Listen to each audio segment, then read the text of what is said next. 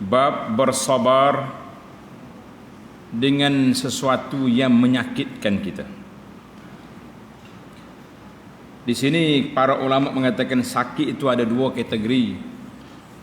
Sakit secara fizikalnya, orang pukul, katak, sepak, terajang, sakit kita. Satu lagi dia panggil sakit dari sudut maknawi, iaitu kena torture, kena tekanan, orang kata kita macam-macam, itu dia panggil sakit. Tak ada sakit apa, tak luka, tak berdarah, tak bengkak, tapi membengkak dalam hati. Ini lebih berat lagi.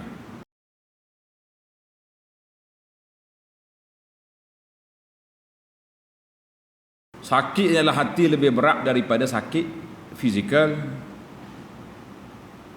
Karena itu kata di ahli syair, kalmul lisan anka min kalmis sinan. Luka yang disebabkan oleh lidah lebih tajam daripada luka kena tombak. Dua-dua tu sakit belaka, tapi sakit yang lidah ni lebih dahsyat. Maka dalam bab ini dia akan pergi kepada dua-dua pihak. Sama ada kita disakiti dengan tubuh badan kita, ataupun kita disakiti dari sudut maknawi, dari sudut jiwa kita. Al-Imam An-Nawawi rahimahullah ta'ala, dia bawa kepada kita dua ayat, satu hadis. Mudah ya. Dua ayat, satu je hadis. Tak cakap banyak kali ni. Ayat yang pertama, qala Allah Ta'ala ba'da a'udzu billahi minasyaitonir rajim. Wal kaziminal ghaidha wal 'afina 'anil nas wallahu yuhibbul muhsinin. Dan orang-orang yang memaafkan, menahan amarahnya. Kalau kita nak marah, kita stop, kita boleh tahan satu-satu. Wal afin, dan memaafkan kesalahan orang lain. Dua, wallahu yuhibbul muhsinin. Ini tak ada terjemahan. Sesungguhnya Allah Ta'ala suka kepada orang muhsin ini. Apa dia muhsinin? Orang yang baik.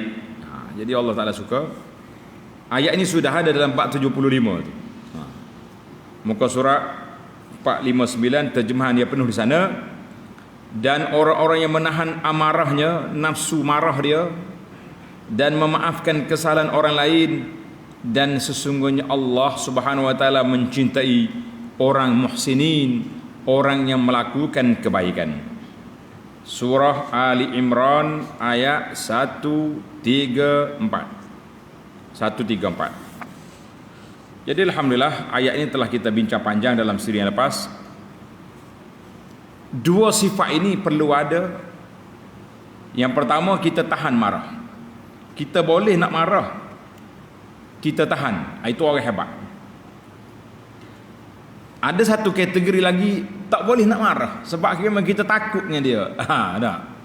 Itu orang sabar je lah. Kita tak boleh kata tajuk ni. Sebab orang yang boleh menahan marah, maknanya kita boleh nak marah, kita boleh je lawan orang tu, tapi kita tak nak. Maka dia duduk dalam kategori ni, muhsinin. Gini, bila orang kena pada kita, kita boleh lawan dia, tapi kita tak nak. Kita kata kita tak nak panjangkan cerita, habis dekat ni je. Ada orang kena kita, memang kita tak boleh lawan dia. Kalau lawan dia, patah 3 kita, patah 4. Kita kata kita sabarlah, sabar di atas kesusahan yang dia buat, kejahatan yang dia lakukan. Yang kedua, al-afin, memaafkan kesalahan orang. Orang buat salah kepada kita, kita maaf. Mudah-mudahan dia insaf satu hari nanti. Itu je harapan. Habis kenapa kau maaf? Kau boleh je lawan. Allah Ta'ala menganjurkan supaya kita memaafkan orang. Kita kata mudah-mudahan Allah Ta'ala maafkan kesalahan kita. kata di sebahagian ulama, di antara benda pelik, bila kita berdosa, kita minta Allah ampunkan dosa kita.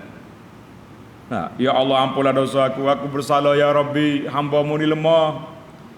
Tapi waktu orang buat salah kita, enggak, aku tak akan maaf sampai mati. Kita dengan Allah, kita nak suruh Allah maaf. Kita dengan orang, kita tak nak maaf. Kita kata ini tidak seimbang sikap macam ni. Maka Allah letak di sini, al-kazimin al-ghaiz wal 'afina 'anil nas wallahu yuhibbu al-muhsinin. Kalau kita nak dapat darjat ni, inilah sifat kita, insya-Allah. Ayat yang kedua sama juga, telah dibincangkan dalam bab yang lepas juga. Sekali lagi dibawa ke sini Imam Nawawi, wala man sabara wa ghafar inna dzalika lamin azmil umur. Tetapi sesiapa yang bersabar dan memaafkan. Kita sabar, kita maaf. Ini lain pula. Hak tadi tahan marah, hak ni sabar lebih kurang ya. Tapi sabar ni dua kategori, sama ada kita memang tak mampu nak marah ataupun kita menahan marah. Sabar. Wa ghafar, memaafkan kesalahan orang. Sesungguhnya yang demikian itu termasuk perbuatan yang mulia. Lamin azmil umur, orang yang punya keazaman yang tinggi. Dalam satu makalah yang saya terjemah, nama dia dia panggil akhlaqul kibar. Akhlak orang yang berjiwa besar. Akhlak orang berjiwa besar tadi apabila sampai kepada bab 77 nanti insya-Allah. Jadi makalah ini ada, tuan-tuan boleh baca dalam blog abuanasmadani.com. Kita boleh baca terjemahan ini, tajuk dia menarik, akhlaqul kibar. Bagaimana akhlak orang yang berjiwa besar. Allahu akbar. Dia tak marah. Dia boleh menahan marah, dia boleh sabar, boleh lupa kejahatan orang buat kepada dia. Yang kita jadi orang yang jiwa kecil, dia mudah lupa kebaikan orang tapi sangat-sangat mengingati kesalahan orang.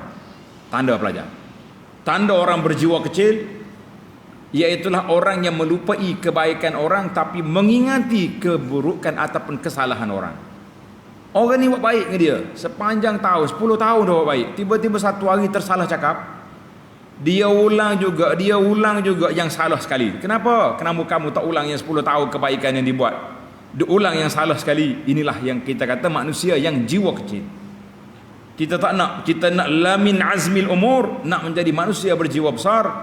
Kesalahan yang sedikit tenggelam dalam kebaikan yang banyak. Itu dia kata, kesalahan yang sedikit tenggelam dalam kebaikan yang banyak.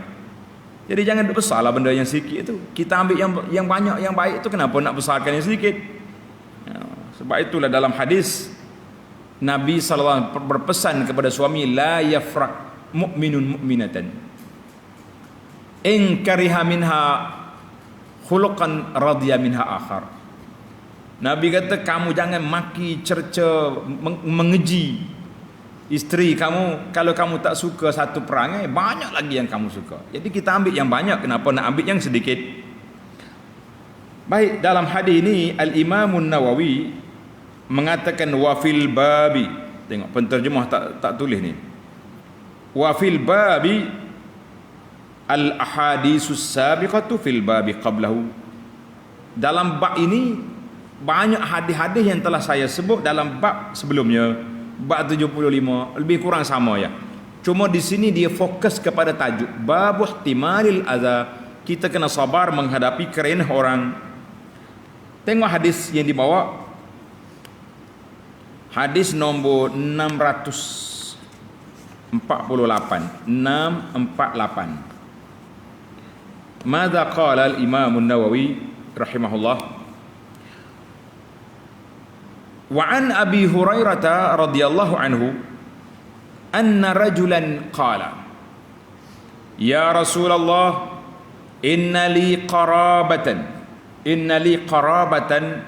asiluhum wa yaqta'uni wa uhsinu ilaihim wa yusi'una ilayya wa ahlumu anhum wa yajhaluna alayya faqala la in kunta kama qulta faka'annama tusiffuhumul malla wala yazalu ma'aka minallahi ta'ala zahirun 'alaihim ma dumta 'ala dzalik, rawahu Muslim. Maksud dia daripada Abu Hurairah radhiyallahu anhu, dia berkata ada seorang laki-laki mari jumpa Nabi sallallahu alaihi wasallam mengadu. Dengar ni, sahabat ini mengadu kepada Nabi sallallahu alaihi wasallam tentang kerenah anak beranak dia. Wahai Rasulullah, saya mempunyai beberapa orang saudara, anak beranak, kaum kerabat. Saya sentiasa menghubungkan tali silaturahim dengan mereka. Saya pergi ziarah mereka, pergi tanya khabar mereka. Wa yaqta'uni, tetapi mereka memutuskan hubungan dengan saya. Saya pergi, mereka tak datang. Saya tanya khabar, mereka buat dak ya. Ini bahaya juga ni. Mana orang tak peduli dengan dia, yaqta' maknanya putuskan hubungan. Dan saya berbuat baik kepada mereka, tetapi mereka buat jahat pada saya. Saya puji mereka, ziarah, oh dia ada hentam kita, macam-macam dia kata kat kita. Apa Nabi jawab? Ada lagi. Wa ahlum anhum, saya sentiasa ramah kepada mereka, tetapi mereka tidak tahu diri. Yajhaluna alayya, buat tak tahu dengan saya. Tak tahu diri maknanya buat tak peduli dengan saya. Mana kalau kita cakap tadi ada sengih paling lain ya. Kalau kita masuk dalam grup kita jamput sekali-sekala, tak ada siapa peduli, abaikan terus. Oh, sudah. 3 pengaduan yang dibawa kepada Nabi sallallahu alaihi wasallam. Faqala sallallahu alaihi wasallam, maka Nabi bersabda, la in kunta kama qulta, seandainya benar seperti apa yang kamu katakan, kalau betul apa yang kamu katakan, maka seakan-akan kamu menyuapkan abu panas kepada mereka, seolah-olah sombak dalam kepala, dalam mulut mereka tu abu panas. Sebab apa? Bila kita buat baik, mereka jadi tak selesa. Itu maksud. Dan kamu sentiasa disertai pertolongan di sisi Allah Azza wa Jalla dalam menghadapi mereka jika kamu tetap berbuat demikian. Nabi sallallahu ajar kepada sahabat ini, mu jangan bimbang, teruskanlah agenda baik kamu. Orang peduli ke tak peduli, jangan. Sebab apa? Sebab kita tahu yang kita buat ni benda baik, kita buat kerana Allah Azza wa Jalla, lillahi ta'ala, semata-mata nak hubungi silaturahim, nak rapatkan persaudaraan, nak supaya tidak putus anak beranak. Tapi mereka benci dengan kita, kita kata biarlah. Cuma sebagai manusia biasa, tanda ni pelajar, sebagai manusia, hadis ni dalam Muslim, sebagai manusia biasa kita juga bila orang benci dengan kita, kita kena muhasabah. Kita kena muhasabah. Saya buat baik dengan orang, selalu ziarah dia, tapi kita tak pernah biar muhasabah. Kita pergi ziarah waktu tak sesuai. Kita pergi ziarah, biasanya kita pergi waktu zuhur, orang tengah duduk atas hidangan, tiba-tiba assalamualaikum, ayya, mari pula dah. Kita tak cadar, tak siap untuk dia. Kita pergi ziarah waktu orang duduk rehat, tengah malam mari. Waktu kita mari pula kita busy, masuk sampai ke dapur, sampai ke lah. Dia ada adab dia, ada peraturan. Maka kita kena siasat. Kenapa orang tak suka dengan aku? Kenapa orang benci dengan aku? Kadang-kadang kita ni bukan sebab orang ni, bukan semua orang benci dengan orang miskin.